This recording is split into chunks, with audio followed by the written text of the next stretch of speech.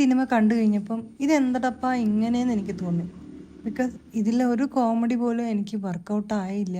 പക്ഷേ നമ്മുടെ മീഡിയയിലൂടെ ഭയങ്കര ഒരു കോമഡി, ഭയങ്കരമായിട്ട് നമ്മൾ ചിരിച്ചു മരിക്കും എന്ന രീതിയിലാണ് ഇത് പ്രൊജക്റ്റ് ചെയ്യണത്. ട്രെയിലർ മാമനോട് ഞാൻ പിണങ്ങി. എന്താ വെച്ചാൽ ഇതിൽ പ്രേതമില്ല. ട്രെയിലർ കണ്ടപ്പം ഞാൻ പ്രേതം ഉണ്ടെന്നുള്ള രീതിയിലാണ് പോയത്. പക്ഷേ എന്നെ നിരാശപ്പെടുത്തി. പിന്നെ എന്തിനു ഈ സിനിമ കാണണം എന്നുള്ളതാണ്. ഈ സിനിമ കാണേണ്ടത് അതിലുള്ള ഓരോരോ യുണീക്ക് ക്യാരക്ടേഴ്സിനെ കൊണ്ടാണ്.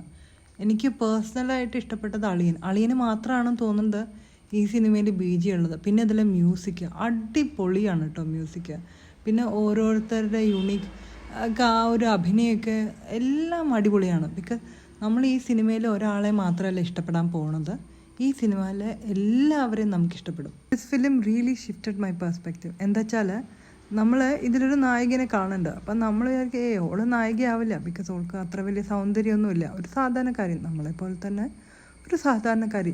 പക്ഷെ അതിനെ ഒരു വലിയ അടി അടിച്ചതാണ്. ഇതിൽ ആ ഒരു നായികയ്ക്ക് ഒരു നല്ലൊരു ഇമ്പോർട്ടൻസ് ഉണ്ട്. ശരിക്കും നമ്മളെ തന്നെ വീണ്ടും ചിന്തിപ്പിച്ചൊരു കാര്യമാണ്. ഇപ്പം സാധാരണക്കാരിൽ ഏത് സ്ത്രീക്കാണ് ആപ്സ് ഉള്ളത്? ശരിക്കും നമ്മളെ തന്നെ ആ TV-യിലൊക്കെ കാണുമ്പം നമുക്ക് കുറച്ചും കൂടി ഒന്ന് റിലേറ്റ് ചെയ്യാൻ പറ്റും. എനിക്ക് ഈ സിനിമയിൽ ആകെ ഇഷ്ടപ്പെട്ടത് ഇതിലെ ക്ലൈമാക്സ് മാത്രമാണ് കേട്ടോ. അതിലാണ് എനിക്ക് വർത്തിട്ടെന്ന് തോന്നിയിട്ടുള്ളത്. പിന്നെ ഈ സിനിമ കാണുമ്പം ഇഷ്ടപ്പെടാനും ഇഷ്ടപ്പെടാതിരിക്കാനും ചാൻസ് ഉണ്ട്. പക്ഷേ നല്ലൊരു ഫീൽ ഗുഡ് മൂവിയാണ്. അപ്പോൾ സബ്സ്ക്രൈബ് ചെയ്യാനും ലൈക്ക് ചെയ്യാനും ഷെയർ ചെയ്യാനും മറക്കരുത് കേട്ടോ.